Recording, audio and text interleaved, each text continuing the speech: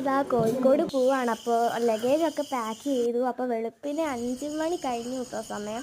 കായംകുളത്തിൽ നിന്നാണ് ട്രെയിന്. ഞാൻ ഇതാ റെഡിയായി, എൻ്റെ കൂടെ അഡോണർ റെഡിയായി കേട്ടോ. അപ്പോൾ അതാ ഞങ്ങളിതാ പോവാണ്. അപ്പോൾ ഇതാ കായംകുളം റെയിൽവേ സ്റ്റേഷൻ എത്തി. ഞാൻ മുൻപിൽ നടക്കുവാണ്. അപ്പോൾ ട്രെയിനിൻ്റെ സമയം ആകുന്നേ ഉള്ളൂ. അപ്പോൾ ഇതാ ഞങ്ങൾ കായംകുളം റെയിൽവേ സ്റ്റേഷനിൽ ഇരിക്കുവാണ് ട്രെയിനിൽ വെയിറ്റ് ചെയ്ത്. അപ്പോൾ ഇതാ ഞാൻ ഭയങ്കര വെയിറ്റ് ചെയ്യുവാണ് ട്രെയിൻ വരാൻ വേണ്ടി. അപ്പോൾ ട്രെയിൻ വന്നു കേട്ടോ. ഞാൻ ട്രെയിനിൽ കയറി ഇരുന്നു. ഞങ്ങൾക്കൊക്കെ വേറെ വേറെ കോഴിക്കോട് എത്തി. കോഴിക്കോട് എത്തി ഞങ്ങളുടെ സെക്കൻഡിലായിരുന്നു.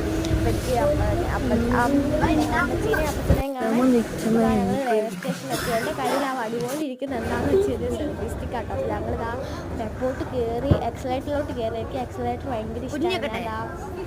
പെപ്സി കുടിക്കുവാണ്. അമ്മയുടെ കയ്യിലുള്ള ബാഗ് കൂടെ എനിക്ക് തൂക്കാൻ.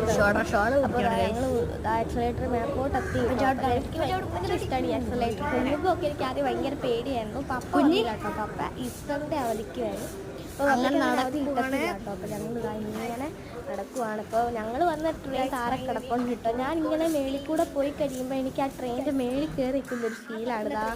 ആ കിടക്കുന്ന ജനസാപ്പിക്കാട്ടോ.